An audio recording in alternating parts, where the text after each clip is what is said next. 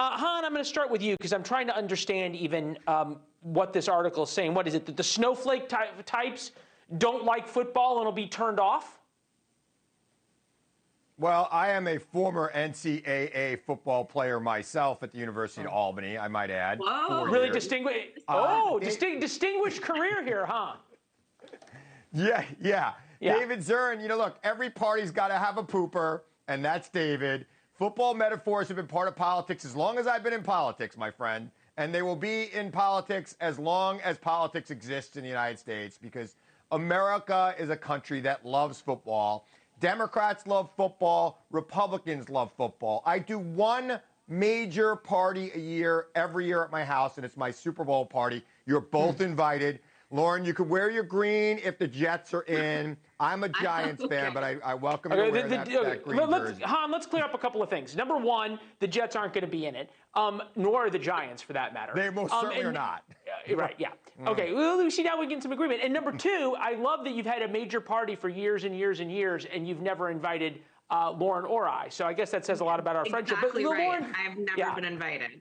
Yeah. Lauren, who, though, when we talk about football metaphors, President Obama sort of caught on to this liberal view of football as a metaphor, or in some way a tag for the people he called, who cling to their guns and religion because they're bitter. What now is this embrace of football and football fans by the Democratic Party? Well, just wanting to win, because as Chris pointed out, football fans are not partisans. They're in every city in the country. They're split pretty evenly along party lines. And Trump didn't like the kneeling. He went after the NFL for that. So there's certainly times both Republicans and Democrats have been critical of the sport, but this is an audience question. 200 million people watch the Super Bowl. 13 million people watch Biden's huge speeches. So it's a target-rich environment, and that's the way I see it. All right, so there is Donald Trump calling football soft. We'll play that, then tell you what Donald Trump said today as well.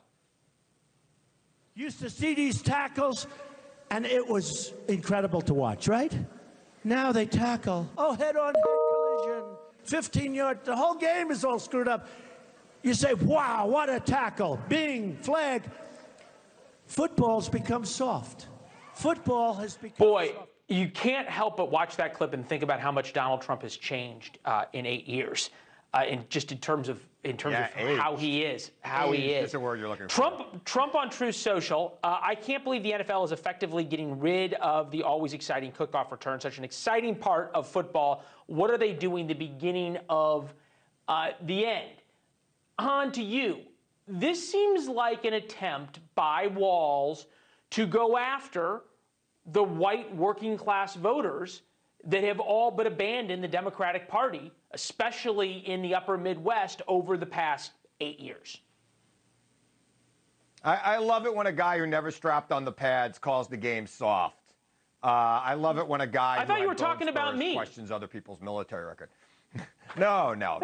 But, look, of course, both parties want to get the white working class. Donald Trump has this whole machismo thing going on. It's very fake. It's very put on.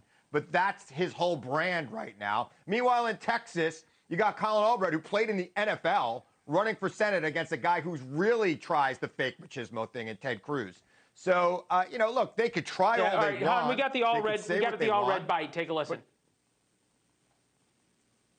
Feeling frustrated, exhausted, defeated. Sports fans across Texas are suffering from the same affliction, the Ted Cruz curse. Without Ted, the Sugar Bowl would have been sweeter. The Astros would have won the pennant. Texas Tech would have gone all the way, and the Rockets would have soared into the finals. Instead, Ted's... You study this stuff, Lauren. Does that kind of ad work? Pretty funny. Yeah. I'm sure it does strike a chord with people. I think if there is a danger for Democrats, they're over-relying on star power this year, and they do in many years, just like Republicans did with Herschel Walker. They just assume, people love football. They love this person. It's going to carry him all the way. It often doesn't. These people, they clean up in primaries, the celebrities, and they sometimes don't win. Same thing with Walz. Shapiro would have been a better choice, but it is really tempting to have that pep rally type figure able to gather a crowd. Thanks for watching. Go to joinnn.com to find NewsNation on your television provider. And don't forget to click the red subscribe button below to get more of NewsNation's fact-driven, unbiased coverage.